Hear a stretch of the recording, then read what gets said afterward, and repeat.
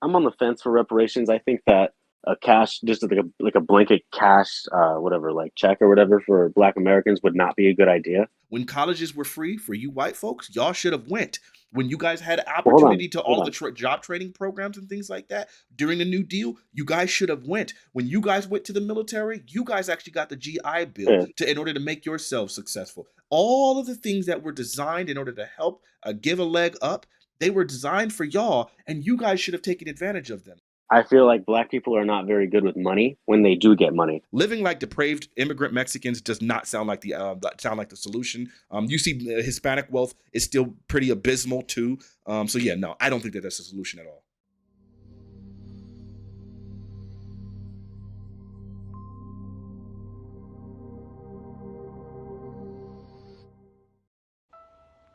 So Cool.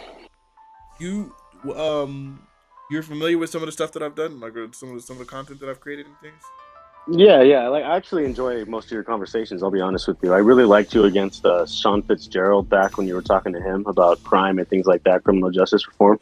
Mm, yeah, And yeah. I watched that conversation with Tommy earlier, and Tommy doesn't really, he's not really good at engaging with your points, which I noticed. So, I don't think he's used to engaging with people who actually have who even have a point. I think he expected to just kind of come into the conversation and just run over me basically. And I think yeah, that's he got usually what he does. frustrated because he couldn't. Because I never said anything that he could really trip me up on. Yeah, no, yeah. I've seen it before happen to him as well. It's not the first time. So, Dang, it is what it is. But, that's just his MO. so listen, I just kind of wanted to know your like opinion about minorities within Black communities that aren't Black. You know what I mean? Like, do you think they have like a pleasant experience, or do you think they're kind of shit on, or what do you think? I think they don't have a pleasant experience. I think the human condition is that we tend to otherize people who are not like us. We collectivize around like similar traits and things like that. And so then as a result of that, people who are distinct are going to probably have some difficulties assimilating. That I would imagine. Yeah. I've witnessed it. Part of Okay. it. So yeah, Well, that's a thing. yeah.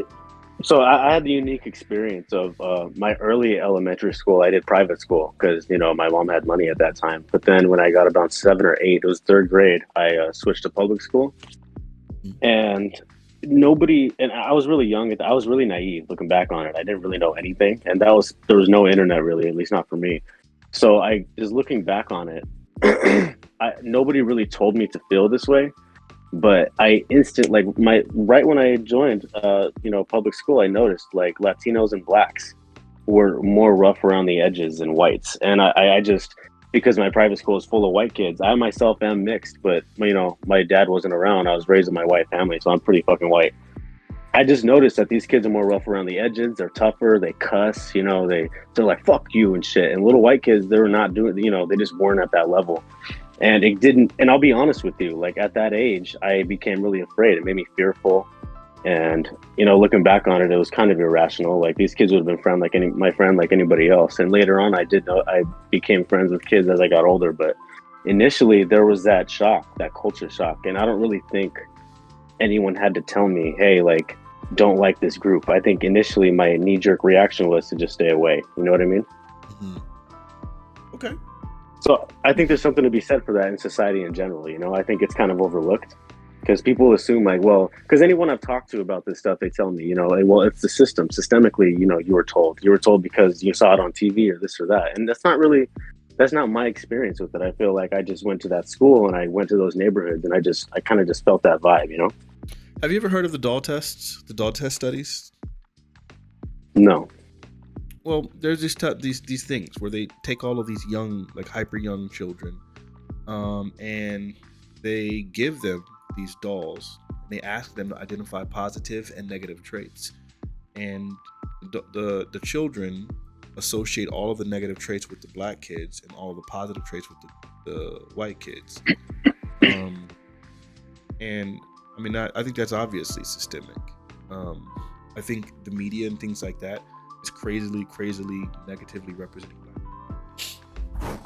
I mean, like for example, I don't know if you know this, but black men are like hyper overrepresented within like thugs and thugs with a thug role in media. Like I think it was like Oh, yeah, 63% or something ludicrous like that. yeah.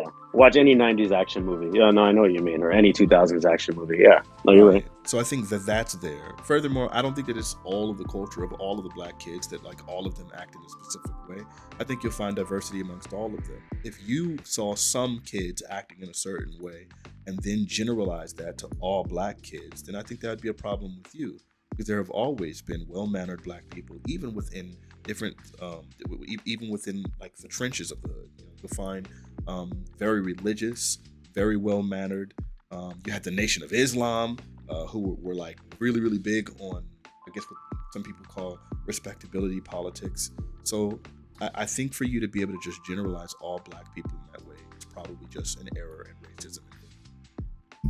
Well, I'm speaking on the mindset of, as like an 8-year-old. I wasn't really thinking like, oh, well, generalizing all black people are like this. Maybe I thought that subconsciously, but that's just what I saw. Like, and the school, it wasn't in the best. And I'm being honest, like at the time, I didn't realize private school means money, public school means poor, and that didn't occur to me at the time. But you're saying you saw no well-mannered black children in your school? None? Is that what you're saying? No, I did. There actually were well-mannered black kids as well. There were. Oh, so then why were you generalizing earlier?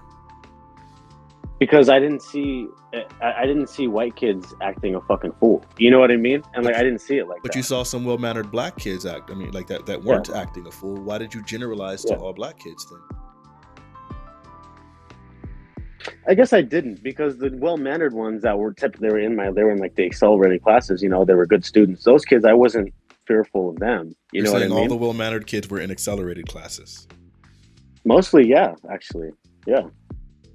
If you're going to low-income black schools, do you know that most of them don't even have accelerated classes? Things like gifted and talented education and AP classes aren't even in most of those kinds of high schools. Did you not know that? I did. Dude, I live in Long Beach. I went to Jordan High School, and I was kind of right in the middle of all that shit. So then what do you mean they were, and you're talking about elementary. What type of accelerated classes are in elementary school? It doesn't even exist. Yeah, it's called Mark. Well, it was called Mark Twain Elementary. It's in Los Angeles County. You can look it up. They do have that, but yeah, I'm not saying they didn't. There were black kids in that class too, but I associated most of that type of behavior with blacks and Latinos, not just blacks. To be clear, like Mexican kids too. And it was just a culture. It was a culture class. It was just a culture class. And I'm just like trying to speak to like the mindset of little kids at that time. And I think that mindset will develop and grow into hatred. I'm not saying it did for me, man. Like, I'm not like that. It's hard because you're starting the conversation off what seems like with some gross dishonesty. The idea, first off, again, elementary schools don't offer accelerated classes. Like the most that you'll get is something. There was a specific program in the state of California called Gifted and Talented Education. I know, I was in it, and they have that, but that's not like a necessarily accelerated class. It's an alternate program that they have you go to while you're still in your regular classroom, and then what you do is I think they would do about an hour or two every an hour or two per week, in which you would leave your regular classroom and then go towards that very specific gifted and talented education.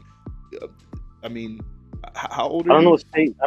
I'm 26. I'm in California. I've been born and raised in California. I've lived here my entire life. Me too. LA County. I'm talking Long Beach. Same, I'm also in Los Angeles County. So yeah, that's not a thing. That didn't exist. They didn't do accelerated classes in elementary. Wait, what are you talking about?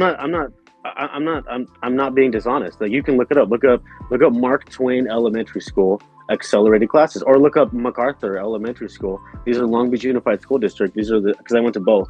These are the schools that they do. There's one accelerated class, and then there's the rest, like just average learning class. Yeah, and just to be clear, because I don't think you answered this question. You're saying that all of the well-to-do or well-mannered black children, all of them were in accelerated classrooms? Like most. And to be fair, I was in the accelerated class. I didn't go into the other classes very often, but when I did, the kids weren't well-mannered, and they weren't all black kids. There were other kids in there. I'm not saying 100%. If you were in accelerated classroom, why would you go into the regular classroom? Because my grandma was a teacher there, and she taught regular classes, and I would go to her class after school or during whenever, and I would go sometimes. So that's how. Wait, so children were just staying after school in classrooms still? For like help with like certain shit, and I would talk to them, and yeah, like sometimes. Okay, yeah, bro. I don't know. Listen, I'm not gonna contend with your idea because it just to me it sounds like it's a bunch of hogwash. It sounds like you just kind of want to dispute some racism. That's what it feels like to me. I could be wrong. Okay, I'm admitting I could be wrong, but it sounds to me like from like on its face like you just kind of wanted to spew some racism and just be like, hey, but I was No, there dude, and I experienced it. But I'm just just I personally am not willing to buy it, unfortunately. But I I mean, understand that. if that's your I experience, understand then that, then dude. I hear you. I just Just disagree take it with on it. honest faith. Just take it on honest faith. That's how I felt as a little kid. As I got I'm not older, gonna do that. I okay. Why not? Because I think it's nonsense. I think it's ridiculous. I think obviously, again, as a black person raised around black people, I know that black people on average are significantly more religious than their white counterparts. And I know that Yeah. obviously there's a mixture. You have like incredibly introverted but incredibly intelligent, gifted children. Even if you go to like I said, the worst neighborhoods in the freaking country, you'll find well-mannered black people. But you started off this Look, conversation generalizing like that pretty much all like that all the black kids weren't well look. mannered, et cetera, et cetera. Try And to so then try to if that's what you're saying that you did from the very beginning, I obviously disagree with that wholesale. So then I'm not going to entertain or take you at face value because I'm thinking that you're not telling the truth. And unfortunately, because it's an incredibly subjective thing, because you're talking about your lived experience, I can't prove to you that you're lying, and you can't prove to me that you're not. And I'm not going to take that at face value. I think that that's nonsense. Okay. Okay, I understand. Look, I'm not. I'm just trying to tell you the. Okay, look, I'm not saying this is how I see it in hindsight. It's easy to say in hindsight. Obviously, that's not the case. What I thought at the time, but I'm just telling you what kids can think at the time and how that kind of feeling of sentiment can grow within kids. And I mean, you don't have to believe me, but dude, I'm just telling you, this is how a lot of like racist people feel, and this is how they like started out. And in order to get away with that, in order to get away from that, you need to like engage with these communities, which I was forced to, which is a good thing, I think. But I was forced to. But other kids aren't. They're able to get away from it, and they become really resentful. I'm not trying to come at you in bad faith. I'm being honest with you, man. Like this is how little kids might feel. Nothing, I'm just I don't trying think to I tell have you. as I much of don't a know. problem with the little kids, and I think that the reason why little kids feel the way that they do, as I already stated, is because of the way that media portrays black people. You didn't see like any any black superheroes. Again, almost all of television, you would see black people as thugs and things like that, and I think that's where they're getting their representation. I don't think it's just some natural observed phenomenon. I mean, especially if you look and you see that like there's racism ingrained in all of these white children who don't grow up in those neighborhoods. White children who grow up in exclusively white neighborhoods have negative attitudes towards black children. So if that's the case, then it means it's not just their empirical experience that's leading them towards that belief system. There's something that's going to be larger and more systemic that seems like it would be influencing these kinds of things. But if you want me to try to focus on your specific, probably false lived experience, then I'm not going to do that because I think that doesn't mean anything, especially when we're talking about more broad systemic attitudes like towards black people. I don't care about your specific Okay. Okay. When probably not real experience. I've heard you say that point before. Like when you say there's no black superheroes, I don't really agree with that. I feel like throughout growing up, I saw plenty of black people be really cool on the screen, like in Carl Weathers in Predator or Frozone in The Incredibles, or just like little random things like that. There's plenty of black people, even back in the 80s, that were like really badass on screen, and like they weren't necessarily like evil or villains. So first off, they were like a hyper minority, and almost none of them were lead characters, right? Like that just wasn't a thing. Second off, I would point out that if you look at it, it's not just about the superheroes. It's about the positive portrayal of black men in cinema, black people in cinema. And so then when it's like, okay, the policeman, 9 times out of 10 was going to be a white guy. The doctor, 9 times out of 10 was going to be a white guy. The teachers, 9 times out of 10 were going to be white people. And so on and so forth. So when you start looking at all of the things like the respectable positions of society, those things were often exclusively portrayed by white people. Like I'm not going to argue with you about whether or not there was positive representation of black people as the norm in media. If you don't know that that's not a case, I can't really argue with you about it because I'm not going to go down that rabbit hole. I'm not saying not knowing. Okay, so then moving past that, so I do think that I'm not saying it's representation not does the influence things, especially considering the fact that, as I pointed out to you earlier, there are plenty of examples of white children raised with in their little enclaves where they're not interacting with a lot of black people, who still develop these negative attitudes towards black people. Do you think that that's changing? Do you think that a lot of movies now have positive representation of black people? I think even right now, I'm pretty sure I just read something that basically that blacks are still hyper over in like 2021. Blacks were made up like 60% of the black male roles were thug. Over 60% of black in all movies, or what? What type in Just Hollywood across movies? all media. Okay, so you're saying even though there's more positive representation, there's still a lot of negative representation that'll outweigh that. Well, if it's 60%, that means that the majority of representation is still negative. Gotcha. Okay. I mean, look, that's a fair argument. That's fine. I understand that. That's totally fair. So then let me ask you this real quick. What do you think created the different culture that would have caused those differences in manners that you claimed to be something? What would have created that culture? Mm-hmm. Differences in manner. Mm-hmm. I think it's a mixture of things. I do think it's that historical oppression that you talk about, like Jim Crow, like the housing redlining. I think that stuff did play a role. I think the fact that the houses that black people did buy prior to redlining afterwards didn't really amount to much value because they stayed in kind of these impoverished ghetto neighborhoods.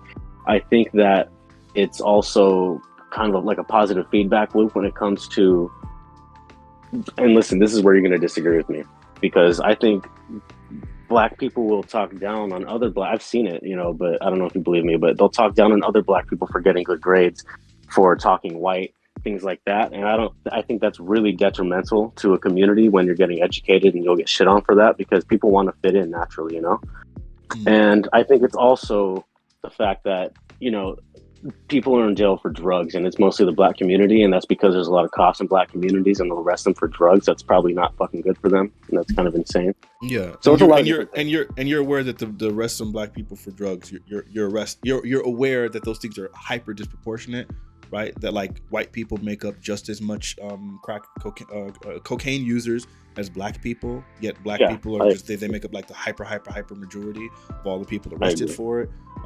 You're aware that the war on drugs was literally specifically targeted at black people. Were you aware of that? I don't disagree with that. Yeah. Okay, so then you're also aware that like all of that enforcement and whatnot is nonsense, because we've known for a very long time, like since before the war on drugs really officially started, that like the best type of way to deal with these kinds of situations was through different kind of treatment programs and better after school programs and things like that. That's what black people had been asking for forever, and that instead of giving us that, they just decided they were going to increase policing. Because I know that did happen. And I do think that there needs to be treatment programs, like rehab programs and everything for that. I don't think though that we need to make drugs legal, and I don't know if you think that, but I've heard people say that, and I think that's a really bad idea. I don't know. It seems I'm not always going to follow wherever the data leads, and it seems like that they've witnessed in other countries that like a lot of violence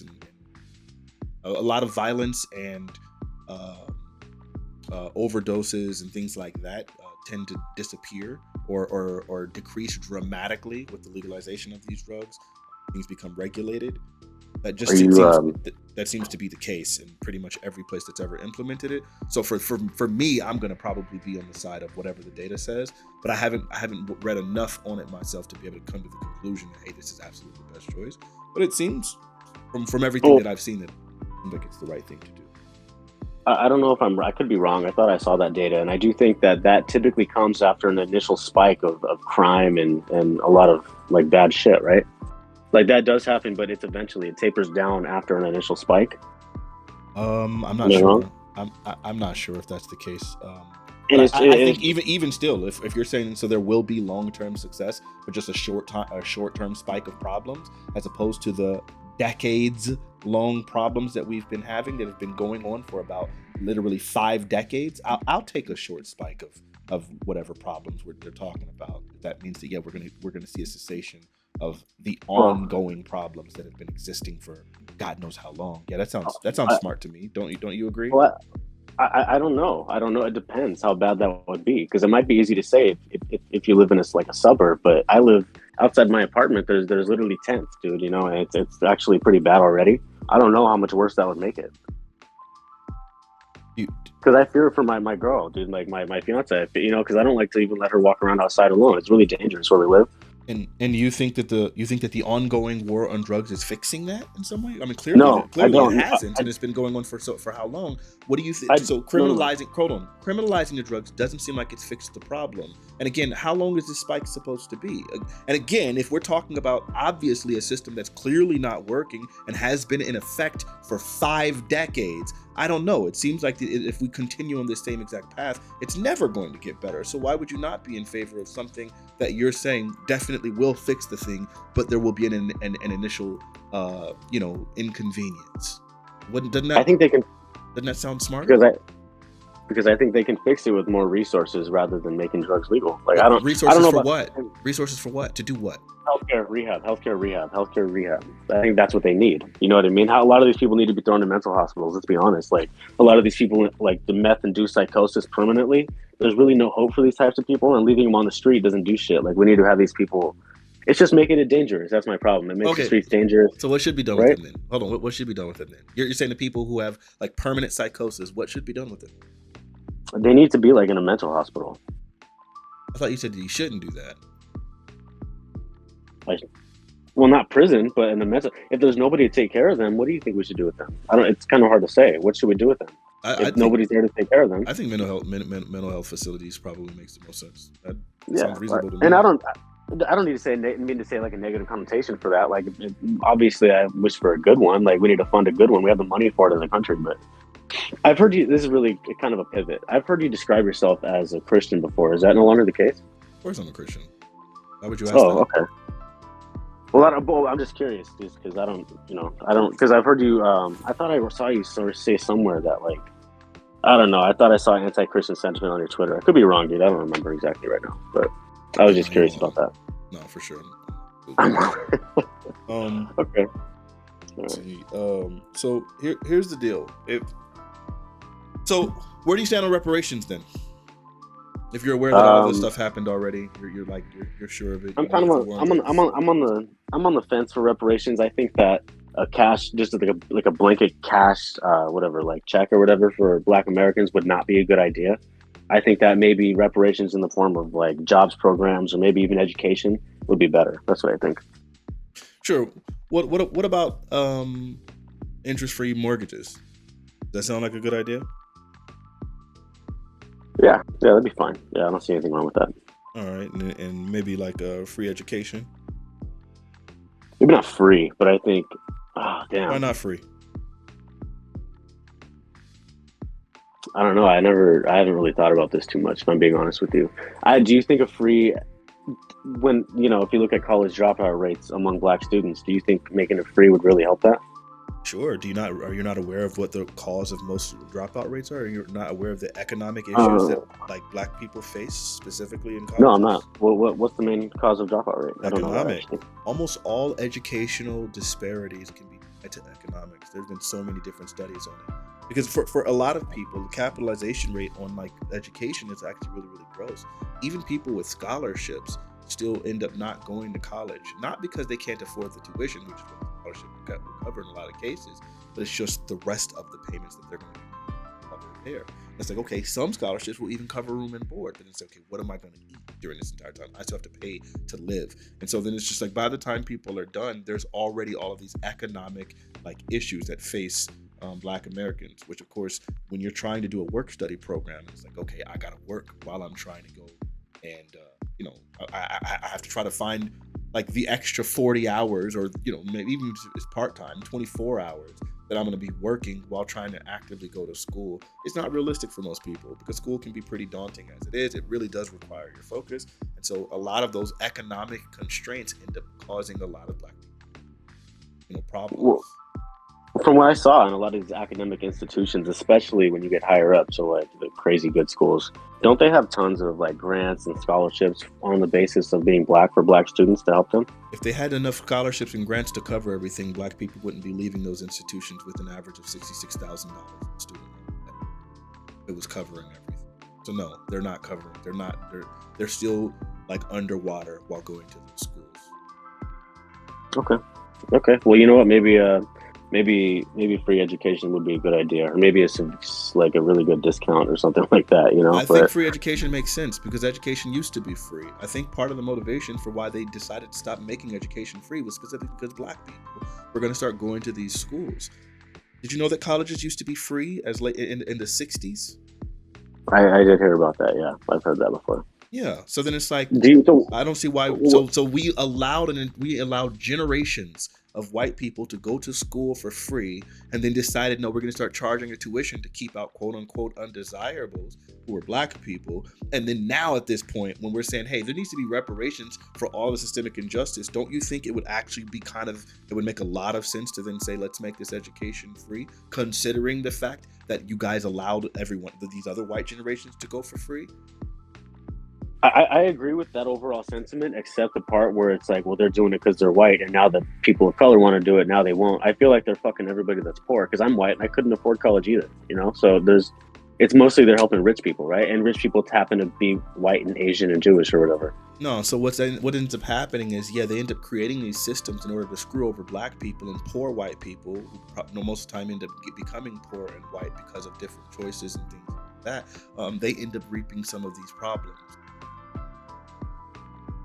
Opportunity for success that you could ask for.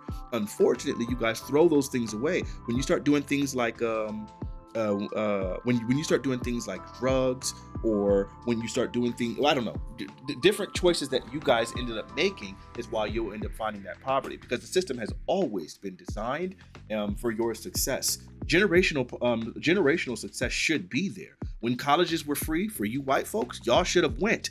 When you guys had opportunity to all the job training programs and things like that during the New Deal, you guys should have went. When you guys went to the military, you guys actually got the GI Bill in order to make yourselves successful. All of the things that were designed in order to help give a leg up, they were designed for y'all, and you guys should have taken advantage of them. If you're telling me, despite all of those leg ups, that you've never been able to actually succeed, that's your fault. That's your choice. That's what you did. I think trying to equate that to the black problem is not at all the same, because all of those things were intentionally poison pilled when offered to black people. So what you're doing is talking about the generations before people that are alive now in the white generation. What I'm talking about. No. I'm talking about people alive right now. No, people alive right now. Okay. So in the rural white, like Midwest, where single motherhood is a common thing, drug usage is a common thing. If you're a single kid or whatever, you have siblings, you grow up with like a drug addict mom, you can't afford college, you have to get a job. You're poor because of your choices, or are you poor because of your environment? I would say if you were one of those generations that had access to all of the different job training, access to free education, access to all of those things. I'm sorry, as I'm saying, if you're part of that generation and you didn't take advantage of those things and weren't able to pass that wealth on to your children, again, that's by the results of the decisions of that lineage. And again, you try to make it distant and say like, oh, this is generations of people that aren't living. No, sir. We're talking about the 60s. Do you understand? I'm sorry. We're talking about the 60s. Do you not? I'm sorry. No, you mentioned earlier, you said, if I remember correctly, that I was talking about generations of people that aren't even living. That's what you said in error. And what I'm correcting the narrative is to say that no, we're not talking about people that weren't living. What we're talking about, that aren't living now. We're talking about a generation ago, one generation ago. The Fair Housing Act wasn't passed until my mother was in high school. My dad went to segregated schools. My uncle didn't even get full access to the GI Bill. He got less than everyone than his white counterparts, and he was one of the exceptional rare ones that actually got it, that actually even got access to the GI Bill. So using the wealth created by the New Deal for the previous generation and all of the benefits that came from that is how white people were able to create generational wealth that they were able to pass down to their children. If you're telling me with all of those opportunities given to you that you chose not to do any of those things and now you're poor, no, I'm not going to say, oh, this is unfair because of the system. What I'm going to say is somebody failed to take advantage of their white privilege. That's what exactly happened. Okay. So that whole spiel was about the parents, right? The drug addict parents who didn't take their opportunity. They threw their opportunity in the dust. Now they're drug addicts and they're losers and they didn't take advantage, right? I'm talking about an individual. I'm talking about wealth of a household. I'm talking about wealth of a household. Sure. Sure. And So what that I'm wealth talking is about, it's obviously in that household. Part of that household is the previous generation, one generation ago, those parents, and those parents failed, and that's why their children are in the situations. One of the three largest contributing factors to wealth attainment in this country is the wealth of your parents. That is one of the three. So those parents failed and made poor decisions. So if you're one of the hundreds of thousands of like poor white kids in the Midwest or Deep South who have like shithead drug addict parents, your answer to those kids is you should have taken advantage of the programs is that your answer to those kids? Or what I'm asking you is what would you say to those kids?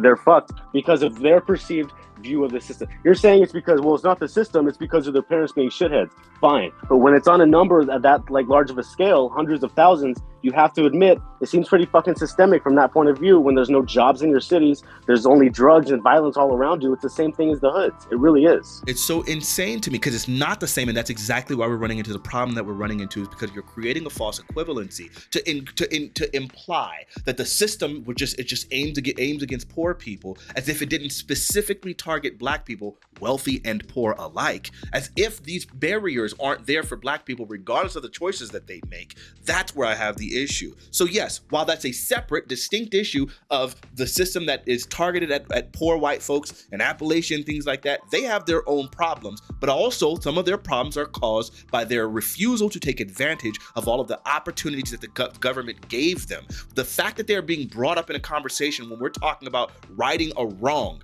intentional, disgusting, targeted wrongs against Black people in this country. The idea that you would try to create an equivalence between those people in Appalachia is absolutely absurd. That's where the problem is. So are you willing to admit that those people in those situations are more likely there by choices and decisions that they've made, as opposed to the targeted systemic oppression aimed at keeping Black people in the system, in the situations that they're in? Would you admit that those two things are distinct?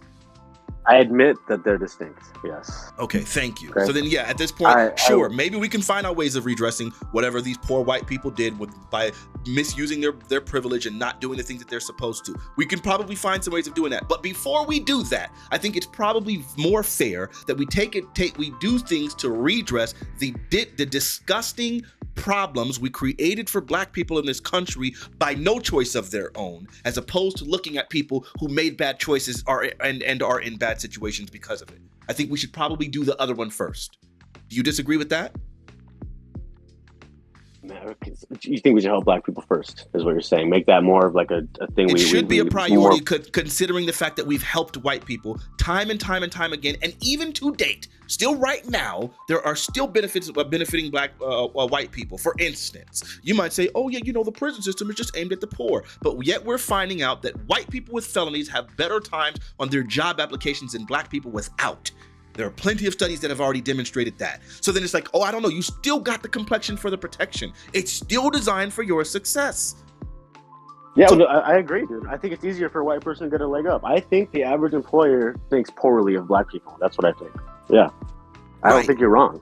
Okay, so then if that's the case, and obviously we're seeing like time and time and time again, all of these things, obviously we're in a capitalist country, so you obviously need money. So then if you're saying that employers, who are the gatekeepers to the money, have negative attitudes towards Black people and therefore aren't hiring them despite the fact that they're qualified, then it sounds reasonable at this point that there's still ongoing systemic racism. We see it in the criminal justice system, we see it in the education system, we see it within the employment, so we see it within policing. So like, clearly, there's still all these problems that need to be addressed. So before we can go and say, hey, you guys who have like thwarted our hand every time we've lent you a leg up, and you've intentionally screwed yourselves over, so then yeah, we're gonna go ahead and do a leg up to you guys while we've continually screwed these other people over, and we're trying to redress it. We got to go ahead and we have to address the other one first. That makes more sense.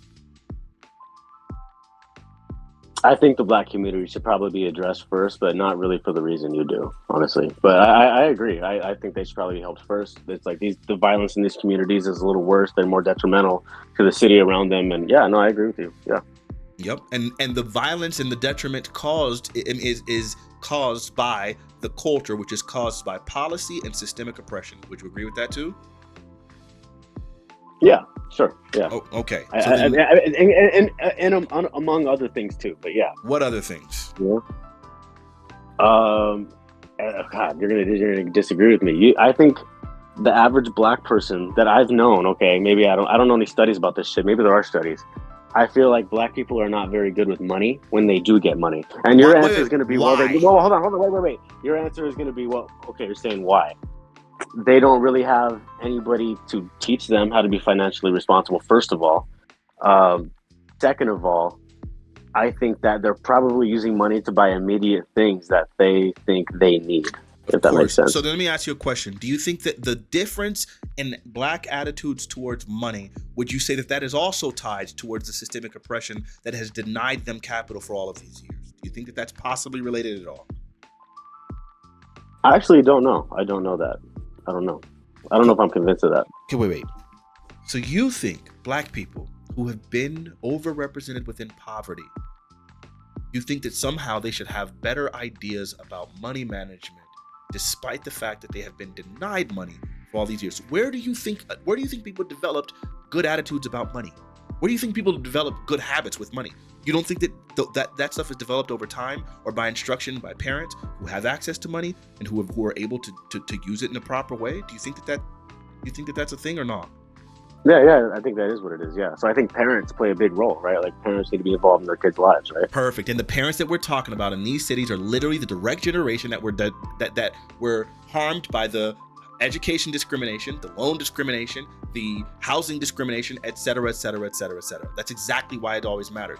So when you were saying I was talking about generations that aren't existing, no, I'm talking about literally a generation ago. One generation ago, my parents' generation, my parents were raised in poverty. So if that's the case, then it would make sense that they would probably not be as good with money. Now, thankfully, my parents escaped the poverty and are both doing particularly well. They're both retired at this point. My mother got 2 master's degree. My dad went on to out earn her. We're working in aerospace. So the fact is they're doing okay, but that's not the average case. And most people, the reason why they would be doing poorly with money would be because of the poverty. And furthermore, I want to point out to you that there have been plenty of studies that have demonstrated that that white children, children of wealthy parents, make some of the same poor decisions that black people, that black people make when they're in poverty. But the difference is that the wealthy children have more safety nets and things like that in order to help them, so that they don't fall victim to all of the various systems. So those things do exist across the board. Okay. So do you think black kids with the safety net might be better off? Of course they would. I mean, do you disagree with that? Is that even a question? No, they would. I agree. So I think money plays a big role, right? Like, that's part of if the you're wealthy, you're reparations going to be plan. fine. That's exactly why you need to give their parents money. You need to give them money, as well as the education, as well as the housing, etc. Fanatic, what would be your answer to this? Because I can't really wrap my head around this either. Systemic oppression is what's kind of keeping blacks, from getting good jobs and education, this and that. When illegal immigrants come over, they don't speak the language. You know what I mean? They don't speak the language. They don't know the culture, and a lot of times they come and they'll like outwork and out earn like Black Americans. Why do you think that is? I think because illegal immigrants are willing to do specific jobs that are willing to take advantage of them in ways that Black people are not. For example, if you have a group of people like Black people who have existed in this country and feel that we should have the same rights to work in the same type of field and to attain the same success as our white counterparts, considering this is supposed to be a free and equal country, then we have a certain standard that we're not willing to live, right? So you have immigrants who will come over into this country and live 4 or 5 families in one house, in a very, very small house, in very, very cramped living situations, where they're able to pool their resources and things like that. And they have these specific enclaves that end up creating all of these different opportunities for them. And they're willing to work jobs that Black people are not willing to work for the pay, because the pay is absolutely. So it sounds like hold on. No. I don't want you to tell me what it sounds like until I'm done talking. Then tell me what it sounds like. Then you have these Black people who are willing to work and who aren't willing to work in places like agriculture, which are underpaying them. So, for example, you can underpay an illegal immigrant $6.50 an hour in California, and they're willing to work that job because they would rather be here than they would in their country, and they're willing to live in extremely substandard conditions, considering the fact that it's like, well, it's either here or freaking Mexico or Venezuela or wherever the freak. So then it's like, yeah, I'm willing to live on a small little cot with me and my children me, my wife, and 2 children on the side of a twin bed, and have 8 of us living in one little living commune, and pulling all our money together like that while we're working in these freaking in agriculture making substandard money. They're willing to do that because they obviously have escaped a specific country. We have different standards for conditions and don't feel that that sort of depravity is owed to us, considering that we built this country in the first place. And so I would imagine that that has a lot to do with why you have these differences in outcomes. That's like such an unsatisfying answer, because I feel like whether or not their ideal living condition is met, I think they're willing to put their head down and lower their ego and get that shit done and build wealth for their family. And I feel like if black people did that too, whether they should or shouldn't have to, like I agree, it's pretty fucked up and unfair. But I think if they did do that, don't you think they can get a leg up in society if they kind of lower their ego and maybe took that route? So you're saying that black people should accept degrading, underpay, and substandard living conditions in order to try to make it in this country that they built. I'm sorry. I'm not willing to do that. I'm not willing to do that, and I don't think black people should be willing to do that at all.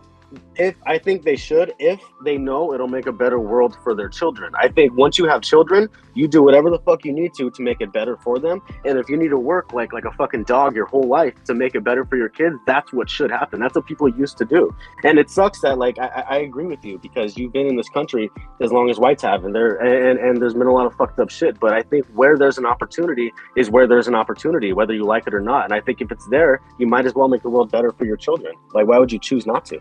I think as opposed to subjecting ourselves to depravity and substandard living conditions in what is supposedly the greatest country in the world that we built the wealth for, if instead of subjecting ourselves to that, I think the country owes us reparations. I think that we should be offsetting all of those damages with reparations, and then we wouldn't have to be subjected to that. If your attitude is, why don't you guys live like substandard immigrants who are willing to live in depraved conditions, like why can't you just be like them? That sounds absolutely absurd to me. And furthermore, let's talk about the fact that all of them still have specific leg ups on various different programs that they have access to. They have access to specific DACA programs, and then they start willfully discriminating against black people. In California right now, the largest discrimination lawsuit is not about white people versus black people. It is from Hispanics discriminating against black people. We just had them outed from an LA council meeting that ended up getting recorded secretly. And in that meeting, they were talking about specifically stripping black people of different power within different districts and redistricting specifically to gain control over the community, and dismissing the black attitudes is basically saying, oh, it's not that many of them, it doesn't matter if they complain about any of these things anyway. We know that they harbor ill sentiments towards black people, and we know that there's ongoing racism. And so even if we were to try to work in those substandard fields like that, there would still be discrimination against us there. As we've noted in all of the different factories and things where black people are working and having to interact with Hispanics, that they're subject to insane amounts of discrimination and intolerable nonsense. So the idea that, oh, it's just our attitudes that's changing things is absolutely not it whatsoever. Okay, so I want to address both of those points. Your first point, where you said, you don't think they should live in substandard living. I mean, I agree. I don't want that for them either. But when you see two paths in front of you, path A says work for 12 hours a day and like eventually you'll get a better life for your kids, even if it's out in the fucking sun all day. Or option B, become an advocate and get representation among votes, and that sounds so long term. I think the more immediate option would be to like do what you can to help your family and sacrifice your own fucking ego. To your second point about Mexicans being discriminatory against blacks, I agree, dude. I think it's really fucked up, and I know because I'm half white, but my other half of the family, my dad was an illegal immigrant. That's how all that happened. So I know that culture, and they're very, very fucking racist. I did construction for 3 years. And all the Mexicans on site, don't like black people at all. And that's why I'm saying, I think rather than just kind of let Latinos take over your communities, which is what's going on right now, dude, if you're honest with yourself, South Central is Mexican, dude. I think you guys need to kind of step up and start being more hardworking, more aggressive with your community than Latinos are. So again, you just already admitted yourself right now that like even in areas like construction, which were predominantly done by black people, the second a Hispanic person gets into a position of power in those jobs, they refuse to hire black people in those circumstances. We saw, goodness, how many different of those cases where people started putting out videos for different job agencies where they're only willing to give those jobs to Hispanics, but won't give those jobs to literal black citizens. You have black people revolting against the system at this point, referring to the excessive immigration within our country right now. We obviously recognize it. That's why you have now black people saying that, which is disgusting to me, but you have black people literally trying to go over to the Republican side because of their anti-immigration, even though Republicans are pro-immigration too on the low. But yeah, you have all of that. So black people are starting to respond to these things. But if your idea is get a job at the place that won't hire you because they only pretty much are going to hire Hispanic people, and work in the fields where you know you're going to be subject to insane amounts of discrimination and substandard conditions, if that's your solution, again, I'm not willing to hear it. Go ahead and you subject yourself to that depravity. Do whatever the freak you need to do. I personally believe that the better system would be to just go ahead and pursue a hard education, be a hardworking person, and to collectivize as a group, so that we can start actually demanding different things for our votes, and to abandon the Democrat Party, so that way they actually have to start working for our votes. And I think that's how we get to the success that we need to. We need greater programs aimed at the black youth. We need to make sure that we start prioritizing education. We probably need to make sure that we avoid having children out of wedlock and things like that, in order to make sure that we're able to best support our families and make the best decisions. I think that's the stuff. Living like depraved immigrant Mexicans does not sound like the solution. You see, Hispanic wealth is still pretty abysmal too. So yeah, no, I don't think that that's the solution at all.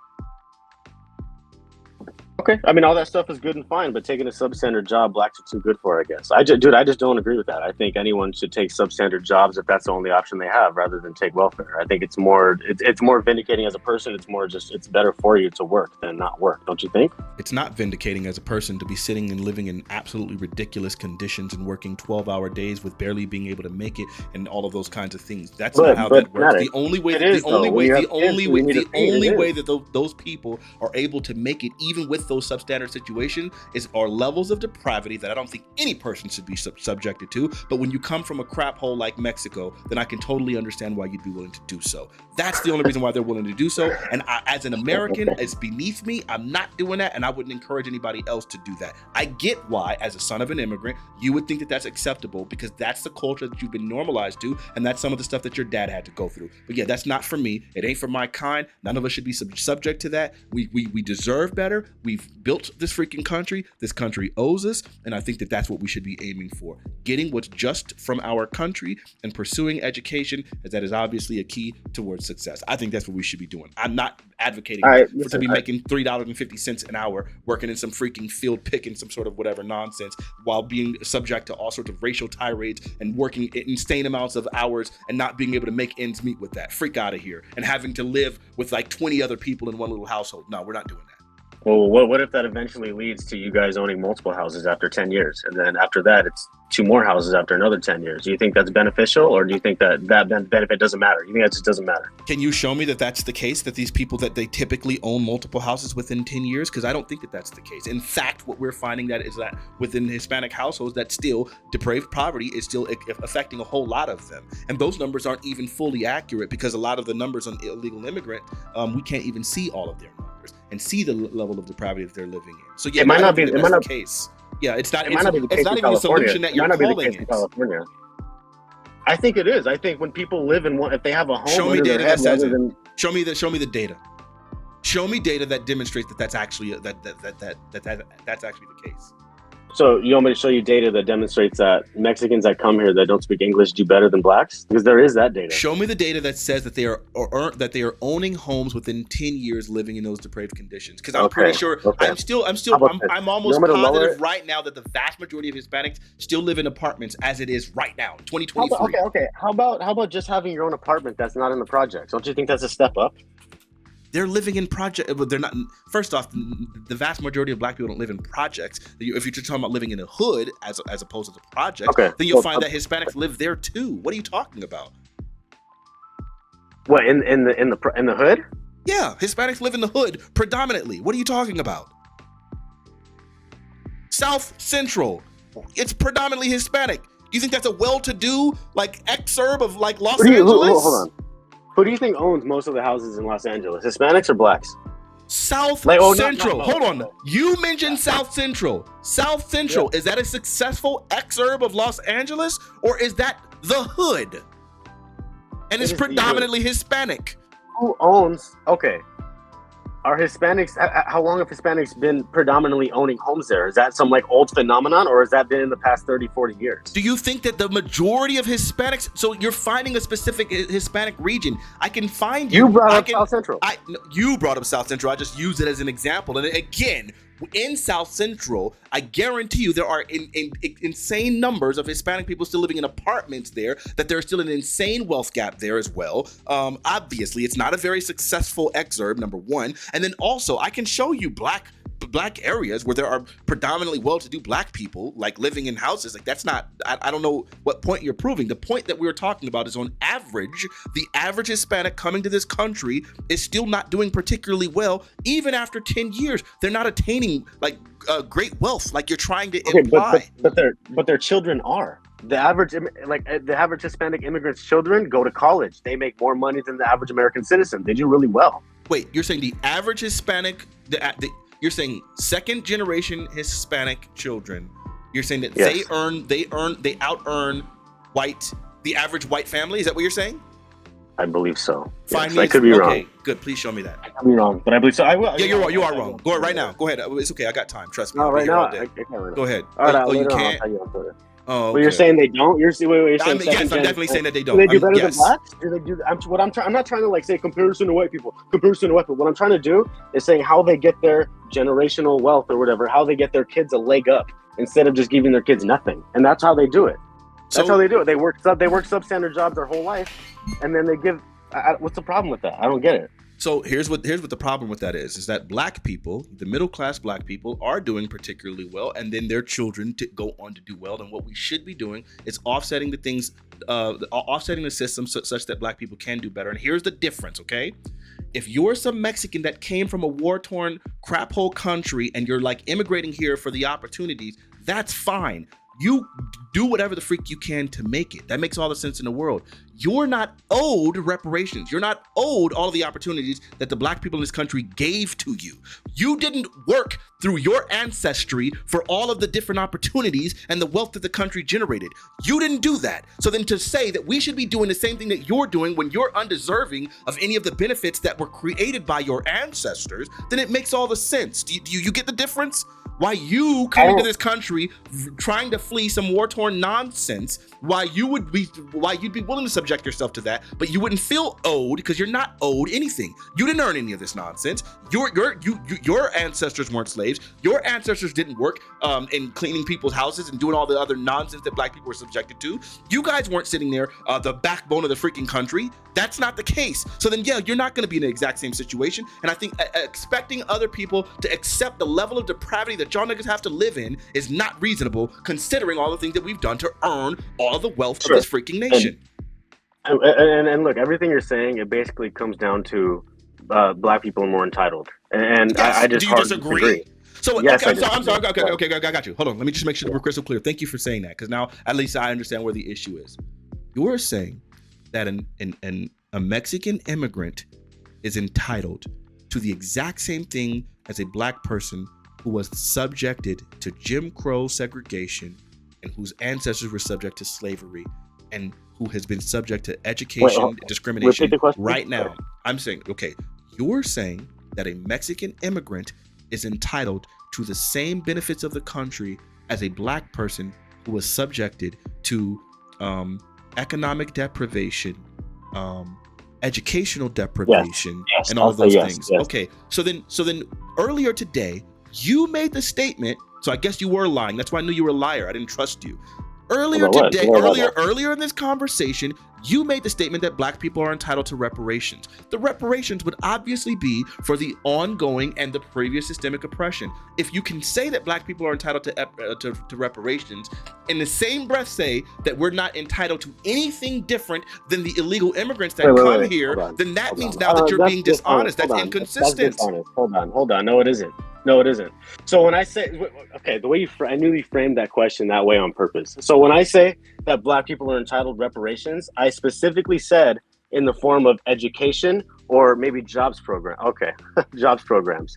When I say that Latinos are entitled to the same benefits of the country, I'm talking about the bare minimum. I'm talking about they should be protected by police. They should get a social security number. They should be able to get an ID. That's what I'm talking about. I'm not referring to reparations or anything like that. They're two separate conversations. Okay, so then obviously black people are entitled to more. I never specified what the entitlements would be. So you are saying that there is a distinction between the entitlements that black people and Okay. you also mentioned interest-free loans, which black people you said we should be able to get. So then again, if black people are entitled to separate and distinct entitlements, then they're not equivalent to the illegal immigrants that you just incorrectly stated. So now that we're back on board, you would understand if we are entitled to distinct benefits, if we are entitled to those things, then to ask us, despite this entitlement, to subject ourselves to depraved living conditions and substandard working opportunities, to say that despite this entitlement sounds a little bit ridiculous. Don't you agree? Okay. Probably not, because your brain doesn't work. This is why. Black people are entitled to jobs programs. They are entitled to perhaps interest-free mortgage. Okay, they are and free education, as you said. Listen, yes, what they're not entitled to are like forcing employees to hire them or jobs programs. Okay, so what they're not entitled to are like, what is it that you're saying then? Actually, what are you saying then? What do you mean by that? I'm actually confused. Oh, okay, because I got you. I get why your brain's not picking it up. Here, let's work it out. Yeah. So look, if we were to do a full reparations program as I was laying out, right, which would come in the form of loan forgiveness for the education that black people paid for and free education, for mortgage forgiveness for the mortgages that black people paid for and interest-free mortgages, business loans, which would be interest-free, and forgiveness of their business debt, then if we were to do those things, and I would also like a cash payment as well as those other things. But if we were to do that, then black people wouldn't need to be subjected to the depravity that you're talking about. Because if you have access to a mortgage, you automatically have access to equity and wealth. If you have access to education, that is one of the largest determining factors for the long-term wealth of your children. Furthermore, if we're giving this to the previous generation as well as the youth now, then that means that those people, when they pass, will now be able to leave an inheritance for the current generation. So then that way, that generational wealth will then offset all of the damage that was caused by those parents, which would then allow black people to be in better economic situations. And with better education, you have better job opportunities, et cetera, et cetera, et cetera. So then you would have no need to be living 8 people in some filthy freaking house, working in substandard conditions, doing insane hard labor while being subjected to all of the nonsense. That's why. I see what happened. Okay, you're going back into the abstract. Well, if we did this, if we did that. Listen, I'm talking about what blacks can do today, tomorrow to help them. That's what I'm talking about. No. What we were talking about were black people entitled. That's what we were specifically saying. And you were saying incorrectly. Yeah, they're not entitled to. Listen, they're entitled. Your brain just didn't work. I get it. I'm sorry. You were saying that black people had no specific. You were saying, I'm not. You were saying that black people. Hold on. Let me just close this. You were making the stupid statement.